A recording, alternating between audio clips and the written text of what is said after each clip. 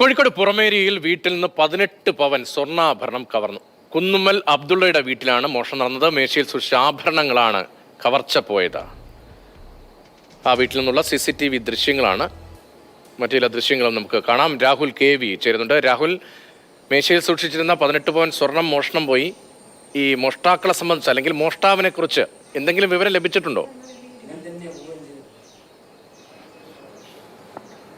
രതീഷ്, ഇത് പുറമേരി ടൗൺ പരിസരത്ത് തന്നെയുള്ള വീടാണ്. മോഷ്ടാവിനെ അല്ലെങ്കിൽ ആ സംഘത്തെ സംബന്ധിച്ച് കൃത്യമായ വിവരങ്ങൾ പോലീസിന് ലഭിച്ചിട്ടില്ല. വീട്ടിൽ ഫോറൻസിക് സംഘവും ഡോഗ് സ്ക്വാഡും എത്തി പരിശോധന നടത്തിയിട്ടുണ്ട്.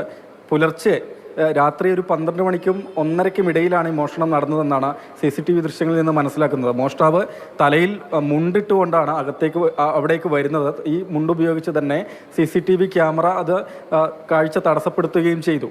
വീടിൻ്റെ ജനൽ തകർത്തുകൊണ്ടാണ്, സൈഡ് തകർത്തുകൊണ്ടാണ് ഈ ജനൽ തുറന്ന് ആ സമയത്ത് അവിടെ തന്നെ വീടിൻ്റെ താക്കോലുണ്ടായിരുന്നു. ഈ താക്കോലെടുത്ത് വീടിൻ്റെ വാതിൽ തുറന്ന് അകത്ത് കയറിയാണ് ഈ വിധത്തിൽ മോഷണം നടക്കുന്നത്. ആകെ 18 പവൻ സ്വർണ്ണമാണ് മോഷണം പോയിട്ടുള്ളത്. മേശയിൽ സൂക്ഷിച്ചതും അതുപോലെ തന്നെ ഇവിടെ വീട്ടമ്മയുടെ കാലിൽ അണിഞ്ഞിരുന്ന ആഭരണവും മോഷ്ടാവ് മുറിച്ചെടുത്തു എന്നുള്ളതാണ്. സംബന്ധിച്ച് കൃത്യമായ ഒരു പരാതിയാണ് വീട്ടുകാർ പോലീസിൽ നൽകിയിട്ടുള്ളത്. അതുകൊണ്ട് തന്നെ കൃത്യമായൊരു വിവരം 18 പവൻ സ്വർണം നഷ്ടമായി എന്നതാണ് രാഹുൽ KV റിപ്പോർട്ട് ചെയ്യുന്നത്.